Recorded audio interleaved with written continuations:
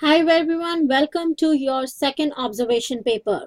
As you're gonna see that you have your second observation paper Dropbox in the folder, and this is the report. So I'm gonna click on this report. Let me adjust the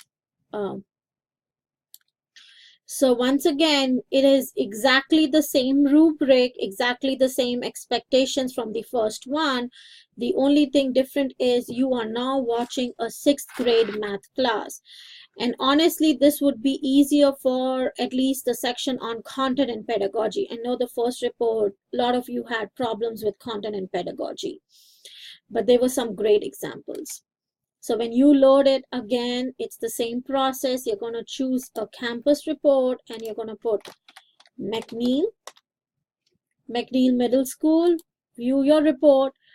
One of the things that was weak in some of the papers was the statistics. When you're talking about the statistics, you need to look at the school as a whole. So obviously the total number of students at risk, ELL, ethnicity, mobility, academic performance, student-teacher ratio, those things to look at on this page.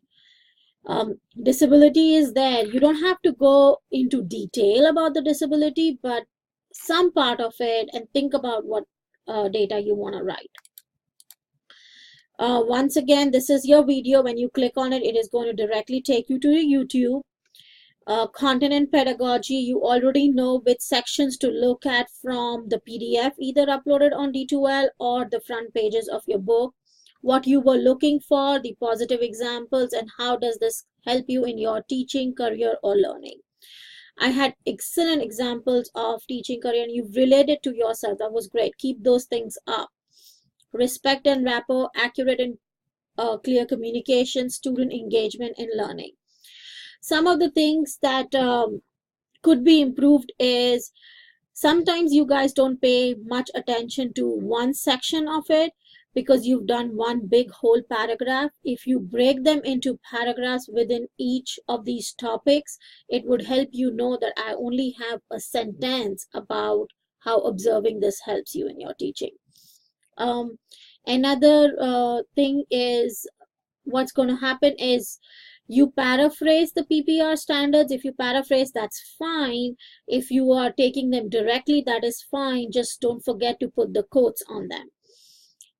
I had some students who paraphrased it, but it was again copied directly from somewhere from the internet. So those are the things to be careful about. Having headings. Another thing is when you are doing positive examples for that section, make those examples specific. Like if you said that he had a great control of the classroom and clear expectations and gave clear expectations. Well, how did he give clear expectations? He handed out them exactly. He had a seating chart. He told them how to pass the papers, all those things. Like I had someone who said he had respect and he built rapport with the students, but never said that he greeted them in the beginning, things like that. So just be a little bit more specific. Once again, this is 400 points. Here is your rubric, the same thing it follows from your first observation paper. If you all have any question, do not hesitate to contact me. I hope to read again very wonderful papers.